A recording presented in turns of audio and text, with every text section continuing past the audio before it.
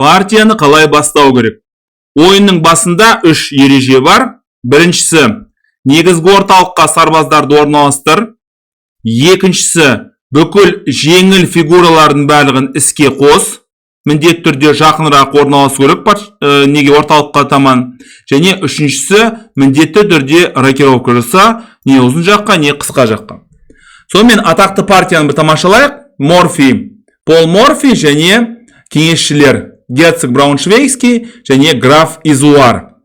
И4 негізгі орталыққа қойдық. И5 АТФ3 бірден шабуыл жасаймыз осы сарбазға. Д6. Бұл Филидор қорғанысы өзінің артықшылығы бар, өзінің кемшілігі бар. Ең басты кемшілігі әрине мына пілдің мүмкіндігін шектейді. Д4 орталықты қопарамыз және соққылар есептейміз. 1 және 2. Піл Ж4 бұл енді байлау әдісі. Байлау әдісінен құтылу үшін ДЕ. Әрине егер де ол ДЕ деп жүретін болса, онда уәзір Д8 шах, патша Д8 және негізгі орталықтағы сарбаз жейміз және мына жерге шабуыл жасаймыз. Оған әрине ұнамайды. Піл F3 өте жауапты шешімдердің бірі. Жалпы пілді атқа айырбастар алдында өте мұқият ойлану керек. Болашақта бұл піл керек бола ма, болмай ма деген сұрақтар.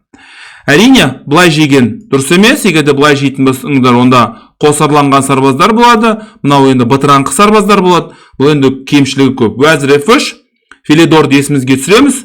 3-ші және 6-ші қатардың ауыр фигуралар үшін қаншалықты маңызды екенін тағы да бір рет естеріңізге сала кетемін.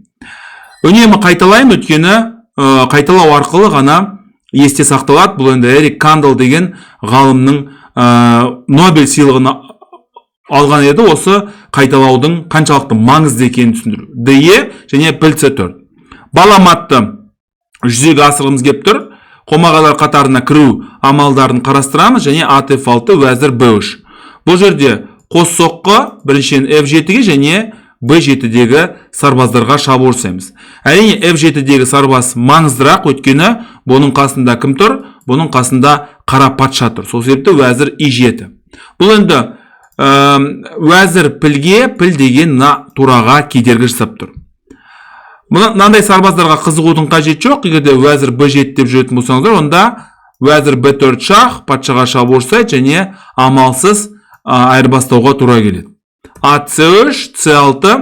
Жалпы ойынның басында мен үнемі айтам, фигураларды іске қосыңыздар. Фигураларды іске қосыңыздар, сонда ғана жақсы болады. Ана сарбазбен жүру енді қате болып есептелінеді. Піл Ж5, бұл енді байлау әдісі және қарсылас Б5 деп жүреді. Тағы бір үлкен қателік. Неге? Ойынның басында сарбазыңызды негізгі орталыққа қоясыздар, фигураларды негізгі орталыққа жақынырақ орналастырасыздар және рокировка жасайсыздар.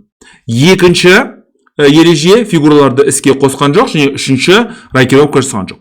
Және Пол Морфи бұл жерде атпен Б5-тегі сарбаз жедік. Піл Б5 шах. Есіңізде болса, мына F3-те қарсылас деген емін-еркін айырбастаған еді, енді болашақта әрине өкінеді осындай шешім қабылдаған үшін. Ат Б7 және рокировка. Біріншіден патшаның қауіпсіздігі, екіншіден әрине мына тураның қаншалықты белсенді екенін көресіздер. Тура Д8. Сонымен қорғаушылардың саны 1, 2, 3, 4, ал шабуыл жасаушылардың саны 4. Егер де 4-ке 4 шығатын болсақ, онда әрине біз жетістікке жете алмаймыз, өйткені 4-ке 4 бұл деген тең ойын болады. Сол себепті біз деген қорғаушылардың санын азайту керекпіз, шабуыл жасаушылардың санын көбейту керекпіз. Жедік және тура Д1. Сонымен 1, 2, 3, 4, ал мына жерде 1, 2, 3. Бар болған үшеу, мынау деген іске қосылған жоқ және мынау да іске қосылған жоқ. Уәзір И6, піл Д7 шах, піл Д7 шах, қос соққы біріншіден мына патшаға және мына уәзірге шабуыл жасайсыздар. Ат Д7, уәзір Б8. Бұл енді қызықтыру әдісі деп аталады. Сіздер деген мына аттың көңілін басқа жаққа аудартуға тырысасыздар. Ат Б8 және тура Д8 мат. Мына тураның және мына пілдің өзара үйлесімділігі, өзара әрекеттесуі деп айтуға болады. Сонымен қарсылас деген бірақ қана ережені орындады, ол деген сарбазды негізгі орталыққа шығарды, бірақ мына пілі турасы және аты мүлдем іске қосылған жоқ. Осы үш ережеден ұмытпаңыздар. Сарбазды негізгі орталыққа қою, фигураларды негізгі орталыққа жақынырақ орналастыру және үшіншісі рокировка.